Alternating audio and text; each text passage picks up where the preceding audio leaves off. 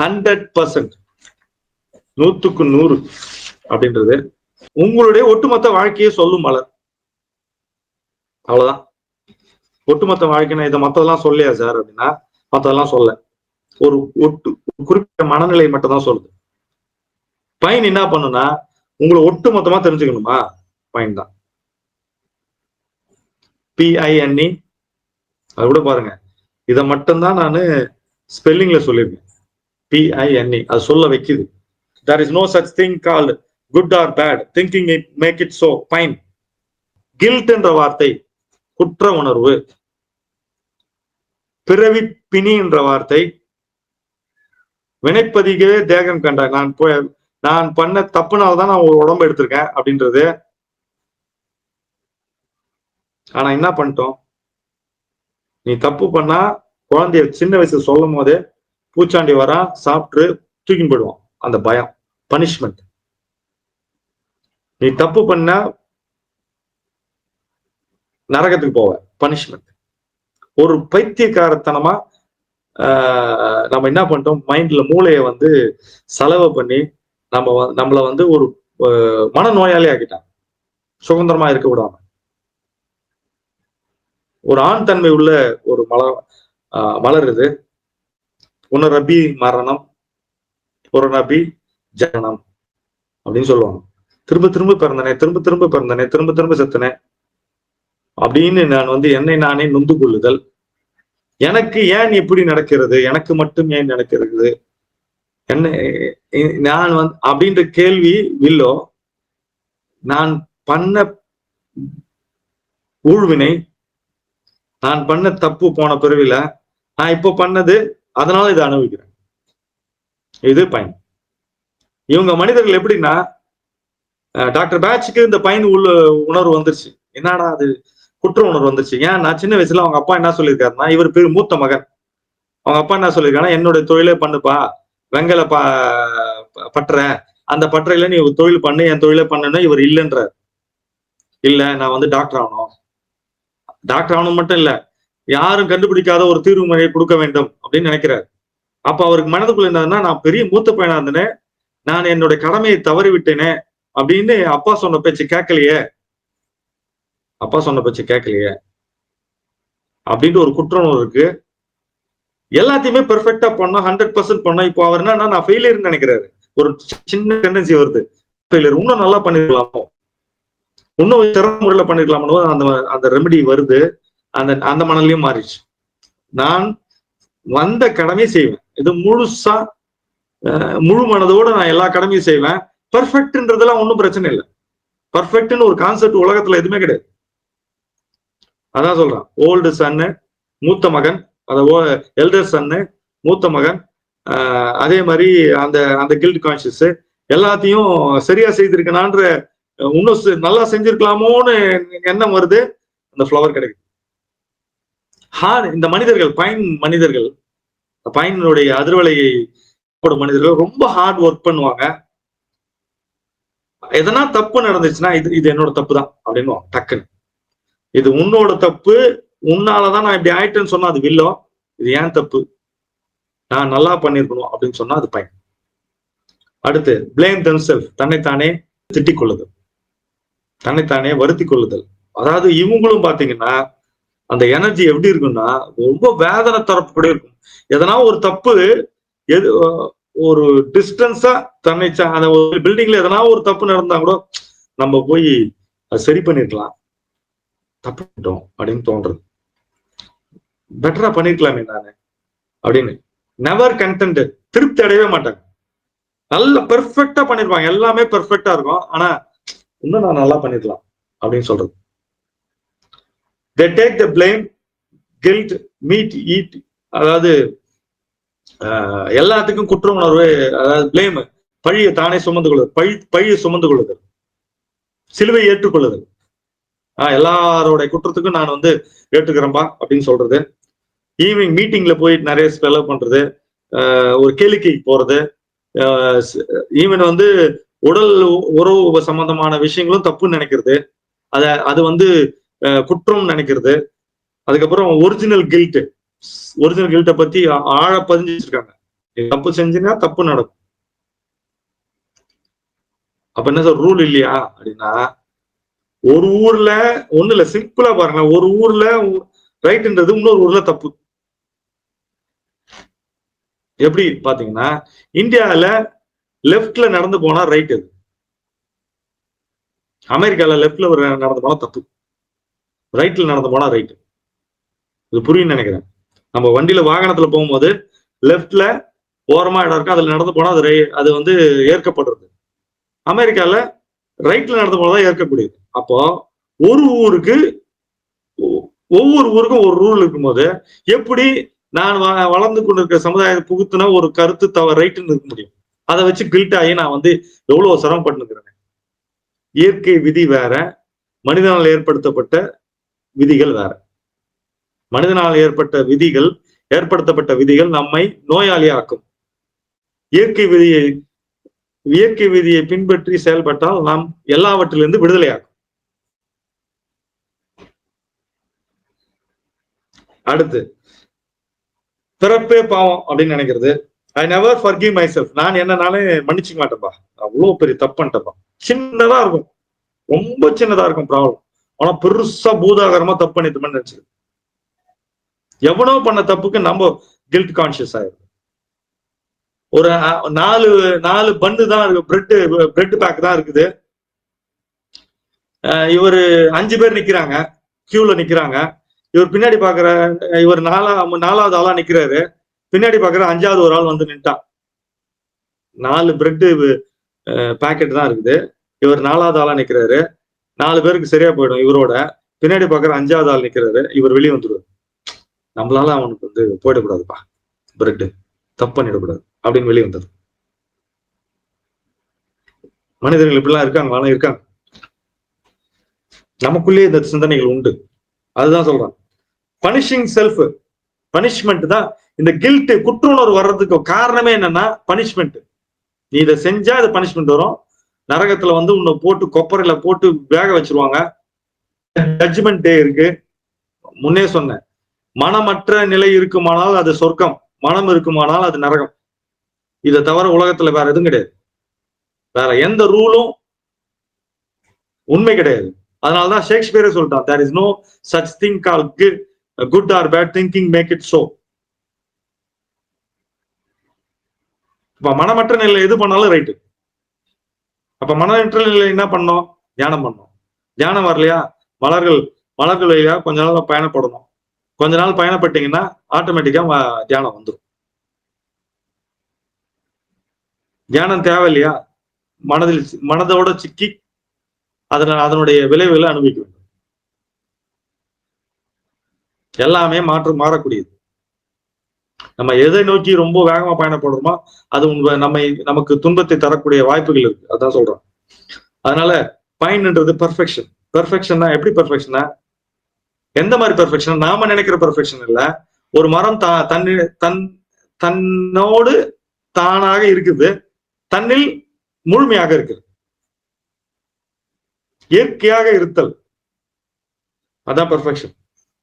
Wrong, அதாவது wrong டைரக்ஷன்ல பயணிக்கிறவங்க இந்த energy. Wrong direction, punishing self, self destructing guilt, தன்னைத்தான் தன்னுடைய அதாவது தன்னுடைய ஆத்மாவையே கேள்விக்குறியாக்கு. அடுத்து டிராப்டு எனர்ஜி, டக்குன்னு எனர்ஜிக்கு ட்ரெயின் ஆயிடும். இந்த 2 ரெமிடியுமே ரிச்சஸ் நட்டும் பயனும் நம்ம உடம்ப வந்து ஹெவி ஆக்கும்னா போய் ரொம்ப ஓவரா பேர்டன் பண்ணிக்கிறோம். நம்ம என்னன்னு, குடும்பம், குழந்தைகள் அப்படின்னு ரிச்சஸ் நட்டு. கில்ட், அதாவது கில்ட்னு பாவம், அதுக்கப்புறம் குற்ற உணர்வு நல்லா ஹெவி ஆயிடும். குற்ற உணர்வு ஹெவி ஆனா டக்குன்னு கீழே உட்காந்துரும். நீங்க கவனிச்சீங்கன்னா பாத்தீங்கன்னா தெரியும். குற்ற உணர்வு இருக்கும்போது அப்படியே ஓரமா ஒதுங்குவோம். நம்ம நடவையே வந்து ரொம்ப சுணக்கமா, ரொம்ப லேட்டா இருக்கும். we are responsible for ourselves, not for others behavior. ரொம்ப முக்கியம். என்னோட பிஹேவியருக்கு நான் ரெஸ்பான்சிபிள், ஆனா மத்தவங்களோட பிஹேவியருக்கு நான் ரெஸ்பான்சிபிள் இல்லையே அப்படின்னு நினைக்கிறது. Self reproach, self critical. எப்பயுமே தன்னைத்தானே ஒழுங்குபடுத்திக் கொள்ளுதல், தன்னைத்தானே பார்த்து கொண்டு தனக்குள்ள இருக்கிற அந்த குற்றுணர்வை பார்த்து கொண்டு சகிக்க முடியாம இருக்கு. மன்னிப்பே உங்களால மன்னிக்கவே முடியாது. உங்களால தன்னைத்தானே மன்னிக்க முடியாது. அதனால மத்தவங்களையும் மன்னிக்க முடியாது உங்களால. அதுதான் இவங்க கிட்ட இருக்கிற மிகப்பெரிய இடர்பாடு. ரெண்டு பக்கமும் டேமேஜிங்கா இருக்காங்க. தன்னுடைய அகத்தையும் டேமேஜ் பண்ணிக்கிறாங்க. இவங்க கூட இருக்கிறவங்க பாத்தீங்கன்னா, இப்போ பையனோட மனநிலை இருக்கிற ஒரு நபர் வீட்டுல இருக்காருன்னா, சுத்தி இருக்கிறவங்களையும் கில்ட்டா கிரியேட் பண்ணிடுவார். பாவ உணர்வா கிரியேட் பண்ணிடுவார். குற்ற உணர்வா கிரியேட் பண்ணிடுவார். டிஸ்அப்ரோப்ரியேட், பொருத்தமற்ற கவலை, குற்ற உணர்வு, அசிங்க உணர்வு இருக்கும். ஃப்ராங்க் டு அக்செப்ட், ஏற்றுக்கொள்ளுதல் இல்லை. அதாவது திறந்த மனது இவங்களுக்கு கிடையவே கிடையாது. ஒரு இடத்துல ஒரு தப்பு நடந்துச்சுன்னா பேட், அவங்களோட கெட்ட கர்மாங்கன்னு சொன்னா கூட இவரால் ஏத்துக்க முடியாது. அப்படி எப்படி சொல்லலாம் அப்படின்னு நினைக்கக்கூடியவரா இருப்பாரு. வெஜிடேரியனிசம், ரொம்ப வந்து பூஜை புனஸ்காரம், சடங்கு முறைகள்ல நம்பிக்கை இருக்கிறதா இருப்பாரு. எதனா ஒரு தப்பு பண்ணிட்டுனா அந்த குற்ற உணர்வு போக்குறதுக்காக எதனா ஒரு சடங்கு முறை பார்த்து அதை அந்த குற்றம் வந்து வெளிவர முயற்சி பண்ணுவாரு. தூக்கமின்மை உங்களுக்கு நிறைய வரதுக்கான வாய்ப்பு. தூக்கம் வந்து கஷ்டப்படுவாங்க அவங்க அந்த குற்ற உணர்வுனால. சைல்ட்ஹுட் எக்ஸ்பீரியன்ஸ், அதாவது சின்ன வயசுல நம்ம வளர்க்கப்பட்ட விதம், ஏதாவது ஒரு இன்ஸ்டிடியூஷன்ல, ஒரு மதம் சார்ந்த இன்ஸ்டிடியூஷனு, இல்லாட்டி ஒரு ஆர்ஃபனேஜ், இந்த மாதிரி இடத்துல வளர்றவங்களுக்கு இந்த குற்ற உணர்வு அதிகமா இருக்கிறதுக்கான வாய்ப்பு. அதே மாதிரி பனிஷ்மெண்ட் கொடுக்குறோம். பீச்சோட அப்பா அம்மா ரெண்டு பேர் பீச்சா இருந்தாங்கன்னா சில நேரத்துல வந்து பனிஷ்மெண்ட் கொடுத்துட்டே இருந்தாங்கன்னா பைனா மாறுறதுக்கு வாய்ப்பு இருக்கு அந்த பசங்க. அது ஒண்ணு இருக்கு. I'm always tired, depressed and feel that I am worst person in the world. அவங்க என்ன சொல்லுவாங்கன்னா, நான் எப்பயுமே டிப்ரெஸ்டா இருக்கிறேன், எப்பயுமே வந்து கவலைக்கிடமா இருப்பேன், நான் வந்து இந்த உலகத்திலே நான் தான் ரொம்ப மோசமான ஆளு, நான் வந்து ஏற்றுக்கொள்ளவே முடியாது, என்னையே நான் ஏத்துக்க முடியல, அவ்வளவு தப்பு பண்ணிருக்கேன் அப்படின்னு சொல்லக்கூடிய. எக்ஸ்ட்ரா மணி, அதாவது ஒரு 1 கோடி ரூபாய் வேணும் அப்படின்னு நம்ம நினைக்கிறோம், அவனுக்கு 2 கோடி ரூபாய் வந்துச்சுன்னா கூட ஐயோ தப்பாச்சே, எக்ஸ்ட்ரா மணி வாங்கிட்டோமே, எக்ஸ்ட்ரா மணி வந்துருச்சு அப்படின்னு நினைக்க கொடுங்க. ரெஸ்பான்சிபிலிட்டி, பேட் ரெஸ்பான்சிபிலிட்டி, இது வந்து பொருத்தமே கிடையாது அது ஆக்சுவலா. அதாவது மத்தவங்களுடைய உணவை எடுத்து கொஞ்சம் சாப்பிட்டா கூட இவங்க வந்து ஒரு குற்ற உணர்வு வந்துடும், அந்த மாதிரி இருக்குது. அவங்க தன்னைத்தானே நம்பாமல், தன்னையும் சகித்துக் கொள்ளாம சுத்தி இருக்கிறவங்களே ஒரு கவலைக்கிடமா ஆக்கிடுவாங்க. இந்த பாயிண்ட் மேனல் யாரு?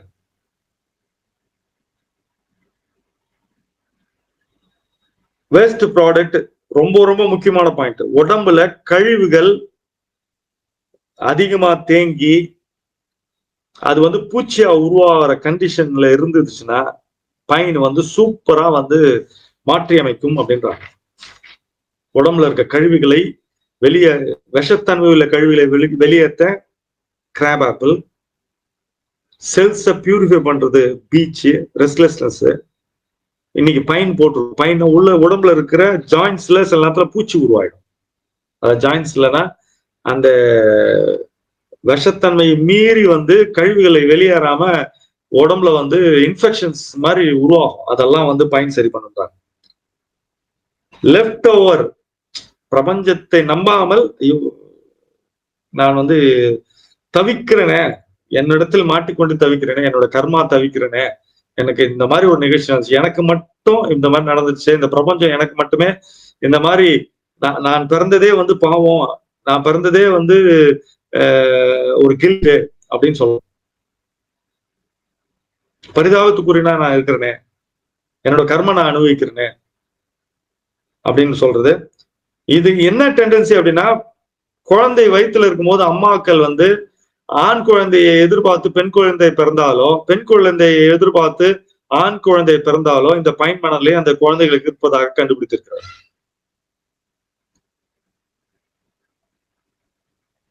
அப்போ கர்மாவை டிசைட், நீ உன்னை எதிர்பார்த்த ஆனா கர்மா வேற மாதிரி இருக்குது பத்தியா, நான் எதிர்பார்த்தது ஆண் குழந்தை ஆனா கர்மா வேற. குற்ற உணர்வு, அம்மா எதிர்பார்த்தாங்களே என்ன, நானா நான் பெண்ணா பிறந்த குற்ற உணர்வு அங்கேயே ஸ்டார்ட் ஆகுது. பெரும்பான்மை நேரத்துல இது அம்மா ரெச்சிஸ்னட் அம்மா அன்புன்னு வச்சுக்கினா இது அறிவு. அறிவுனா என்ன?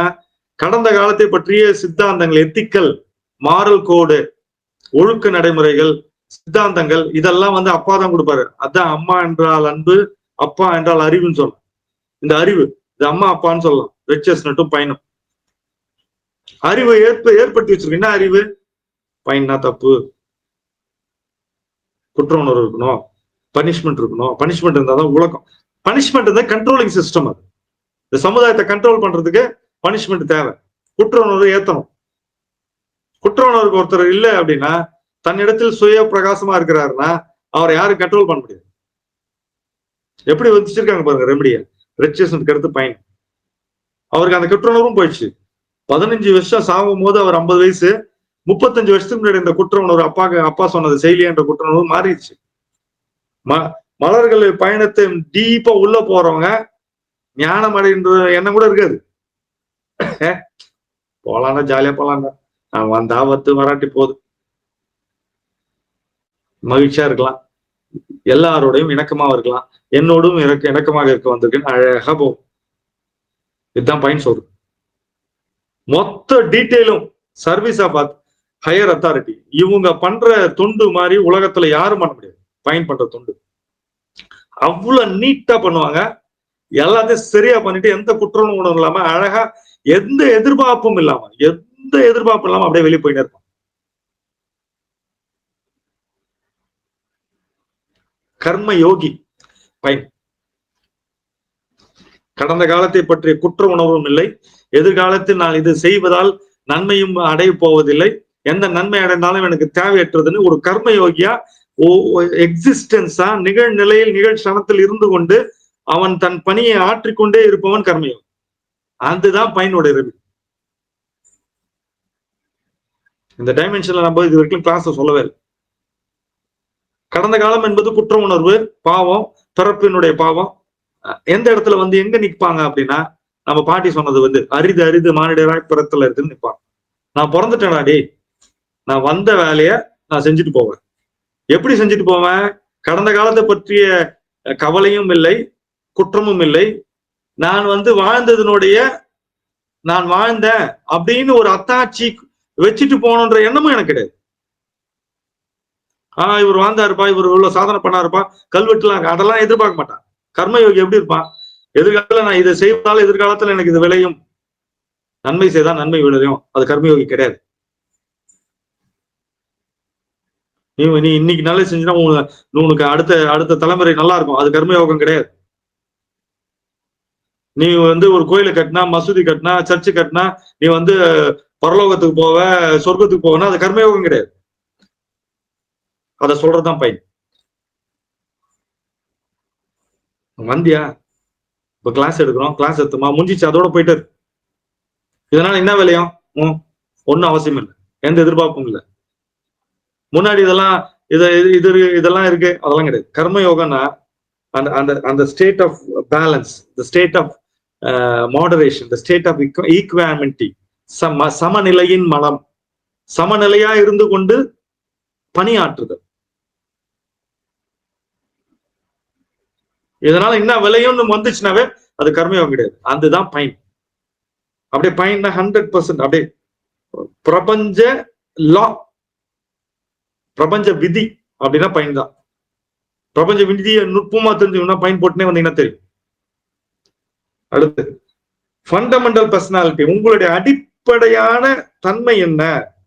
அதாவது எல்ம் வந்து உங்களுடைய மிஷன், எனக்கு நான் இதுக்கு தான் வந்துக்கிறேன்னு தெரியும், அப்படி போவான். வைல்டு ஓட்டு உங்களுடைய பாதையை கண்டுபிடிக்க.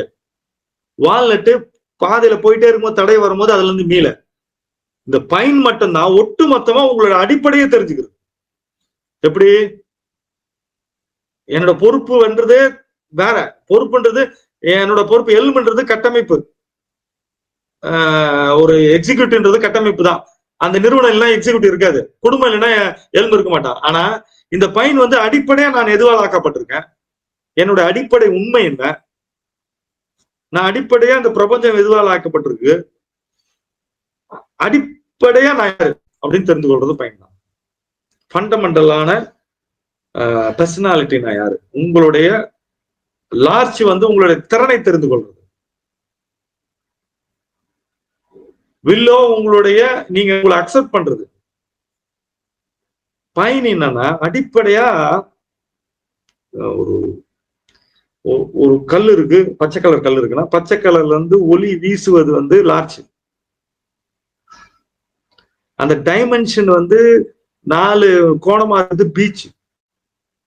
அதுக்குள்ள இருக்கிற தன்மை இருக்குல்ல, அடிப்படை தன்மை.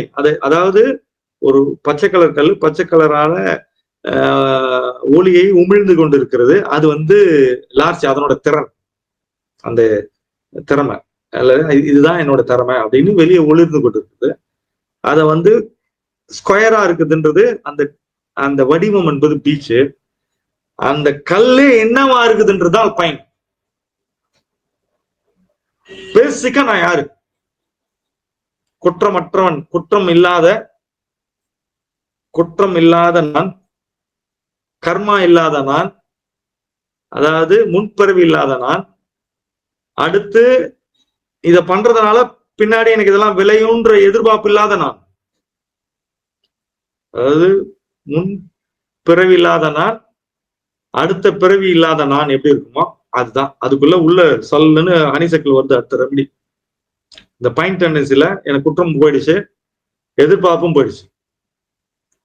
கடந்த காலம் இல்லை, எதிர்காலம் இல்லை. அடிப்படையில நான் எப்படியா இருக்கேன்னா அடிப்படையில நான் பிரபஞ்சமா இருக்கேன் அப்படின்னு புரிந்து கொள்வதற்கு பயன். அப்ப அது தெரிஞ்சிச்சுன்னா நம்ம வேலை செய்யாது. அதுக்கடுத்து see the wholeness.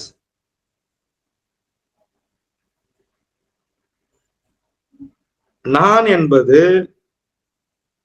தனித்துவம் வாய்ந்தவன் அல்ல, எனக்குன்னு தனி கேரக்டர் எல்லாம் கிடையாது, எனக்குன்னு தனித்தன்மை இருக்கு. ஆனா நான் எல்லாவற்றிலும் இழையோடி போய் இழையாக இணைந்து இருக்கிறேன், பிரபஞ்சமாக இணைந்து இருக்கிறேன். ஒரு குருவியும் ஒரு மரமும் ஒரு மலமும் ஒரு பிணமும் ஒரு தெய்வீகம் வாய்ந்த ஒரு மிகப்பெரிய ஆற்றலும் நதியும் கடலும் ஒன்றே அப்படின்னு எல்லா இடத்திலும் சர்வ வியாபியாக இருப்பவன் பைன். பைனோட மனது ஃபேப்ரிக்ன்ற இணைத்தல். ரெச்சஸ்னட்ல தேவையற்ற இணைவை கட் பண்றது.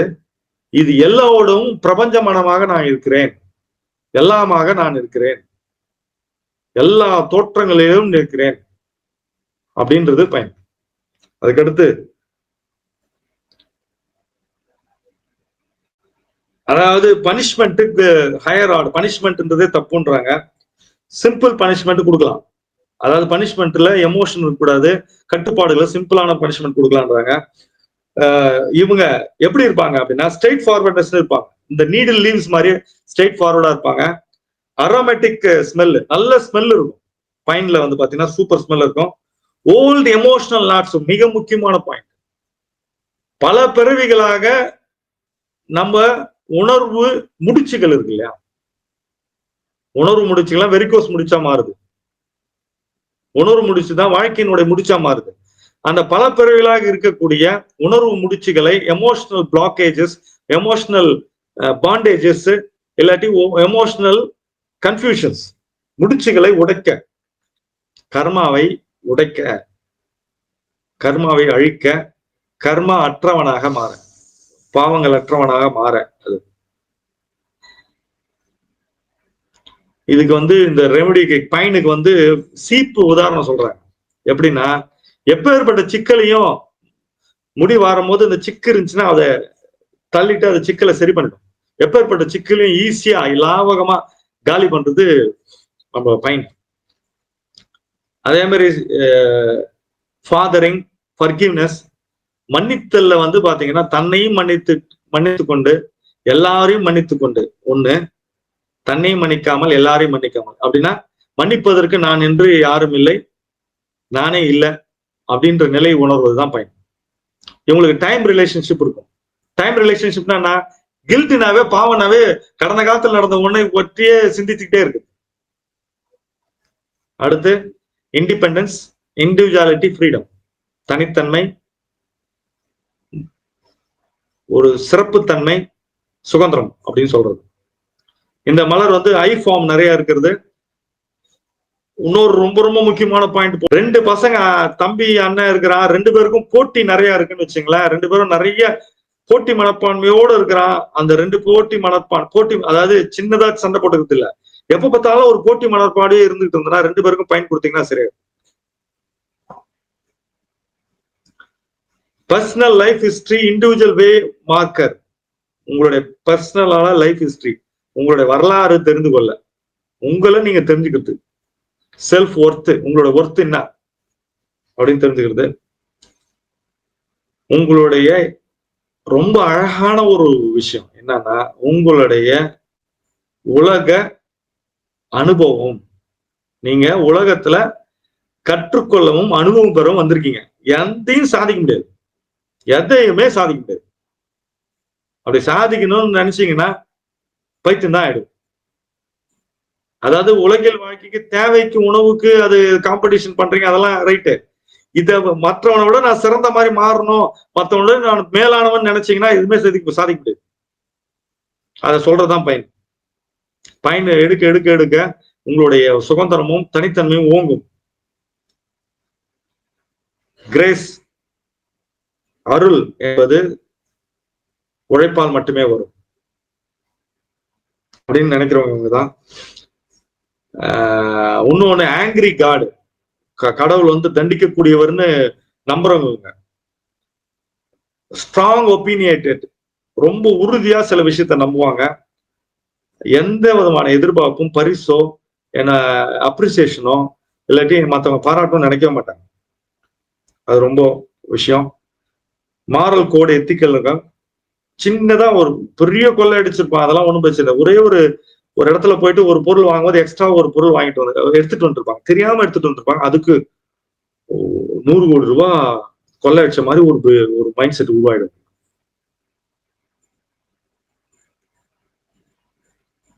பேர்டன் ஆஃப் கில்ட், சுமை, பாவத்தின் சுமை, குற்ற உணர்வின் சுமையா இருக்கும். ரொம்ப என்னன்னா எந்த மாதிரி இருப்பாங்கன்னா இவங்க கோழைத்தனமாவும் இருப்பாங்க. அந்த கில்ட்னாலவே முழு தன்மையில ஃபர்கெட் அண்ட் ஃபர்கிவ், மன்னிச்சிரு மறந்துரு, மன்னித்தேன் மறந்தேன் அப்படின்றது. என்னையும் மன்னிச்சுனா என்னையும் மறந்துட்டேன். முதல்ல ஒரு விஷயம் நீங்க பண்ணணும்னு நினைச்சீங்கன்னா உங்களை நீங்களே மன்னிச்சுங்க. ஏன் அப்படின்னா அவ்வளவு போட்டு நம்ம உடலையும் ஆத்மாவையும் எல்லாவற்றையும் நம்ம வந்து திரும்ப திரும்ப திரும்ப திரும்ப வில்லவா இருக்கிறவங்களும் பயனா இருக்கிறவங்களும் திரும்ப திரும்ப திரும்ப மன்னிப்பு கேட்டுக்கிட்டே இருக்கணும் உடம்புக்கு. பிறவி பிணைன்னு சொல்லிட்ட பிறகு நம்ம எக்ஸிஸ்டன்ஸே நம்ம என்ன பண்றோம், தப்புன்னு சொல்லுவோம். நான் பிறந்ததே பாவம் போது, அப்போ நீ எப்படின்னா ஏன் பாவம் தானே, நீ எப்படின்னா கஷ்டத்தை அனுபவின்னு சொல்லு இருக்கணும் தானே. ஆனா அதுவும் சொல்லுவோம் இதுவும் சொல்லுவோம். இந்த இரட்டைத்தன்மையெல்லாம் போக்குவது பயன்.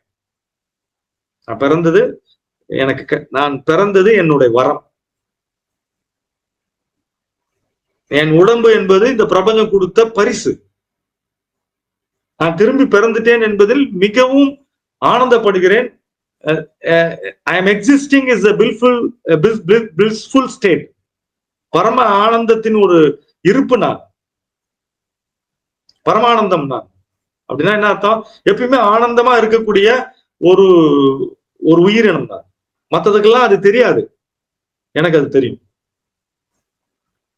பிறப்பே ஒரு புனிதம் நினைக்கக்கூடியது பயன்.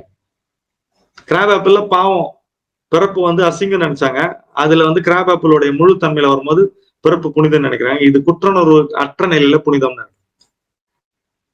குற்றம் இருந்து அற்ற நிலை கிடையாது, முழுவதுமாக நான் புனிதன். ஒவ்வொரு மனிதனும் புனிதத்தன்மை வாய்ந்தவன் அப்படின்னு நினைக்க வைக்கக்கூடியது பயன். குவைட் டிஸ்பிரேஷன், இவங்க வெளியே சொல்லவே மாட்டாங்க அவங்களோட குற்ற உணர்வையும் பாவ உணர்வையும். கண்ட்ரோல் மெக்கானிசம் சொல்லியிருக்கோம், அதாவது மற்றவர்களை ஆதிக்கம் செலுத்தி கண்ட்ரோல் பண்றதுக்கு தான் பனிஷ்மெண்ட் கில்ட் எல்லாம் கொடுத்துருக்காங்க.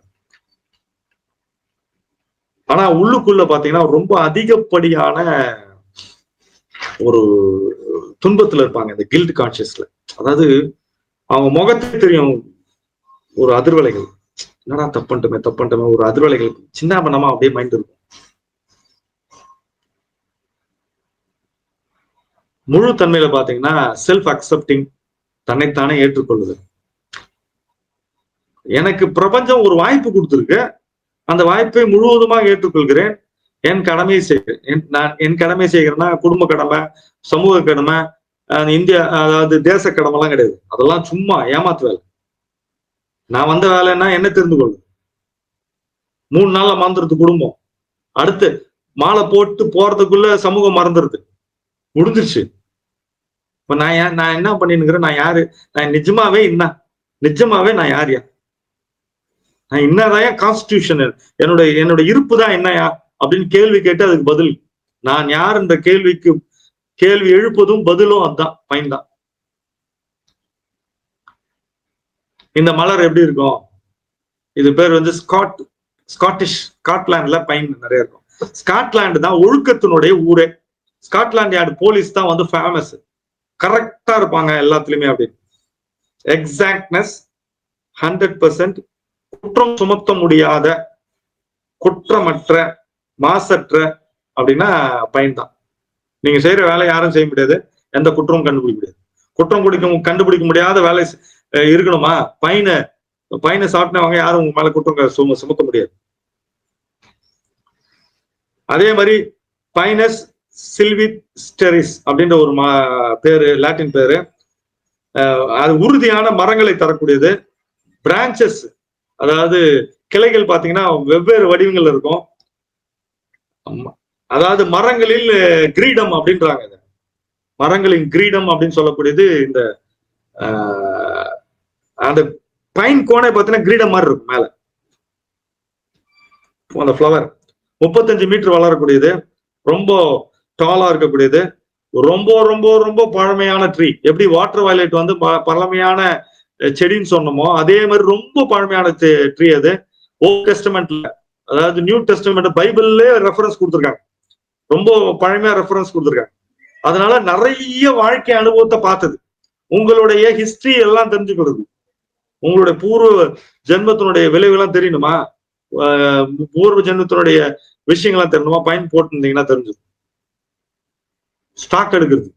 ஸ்டாக்னா என்ன, knowing what I am and who I am and what really I want to do அப்படின்றது தெரிஞ்சுக்கணும். நான் யாரு, நான் என்ன மாதிரி ஆளு, நான் என்ன பண்ணணும், மூணையும் சொல்றது. கோன் ஷேப்ல இருக்கும். பாலினேஷன் வந்து கலர் சேஞ்ச் ஆகிட்டே இருக்கும், அது இனப்பெருக்கம் சேஞ்ச் ஆகிட்டே இருக்கும். ஃபேமிலி கனெக்ஷன் இருக்கிறது, இதுவும் கூட்டம் ஃபேமிலி கனெக்ஷன் இருக்கும். இதுல வந்து வரக்கூடிய அந்த சாறு வந்து தாறு பிச்சா யூஸ் பண்றாங்க. காஃப், இருமலுக்கு வந்து மருந்தா ரொம்ப காலமா யூஸ் பண்ணிருக்காங்க, பல ஆயிரக்கணக்கான ஆண்டுகளா. பிராங்கைட்டிஸ், ஆஸ்மாக்கு யூஸ் பண்ணிருக்காங்க. டிஸ்இன்ஃபெக்டன்ட், அதாவது ஹார்ட்ல லங்ஸ்ல எல்லாம் வந்து பூச்சி இருக்கு அப்படின்னு கண்டுபிடிச்சிருக்காங்க. இல்லாட்டி நோய் பூச்சினால பாதிப்பு இருக்குது, உடல் முழுவதும் பூச்சி இருக்குது, தொந்தரவு இருக்குது அப்படின்னு கண்டுபிடிச்சாங்கன்னா பயன் கொடுத்தீங்கன்னா அது சரியாயிடும். ரொம்ப ஸ்லோவா ஆசிட வந்து நிறைய உமிழக்கூடியது இது. இந்த இலைகள்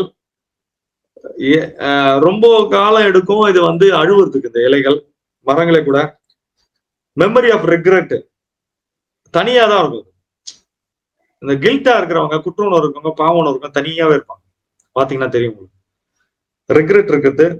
டார்க் ரெட் ஃப்ளவர், பாக்குறதுக்கு ரொம்ப அருமையா இருக்கும் பாக்குறதுக்கு.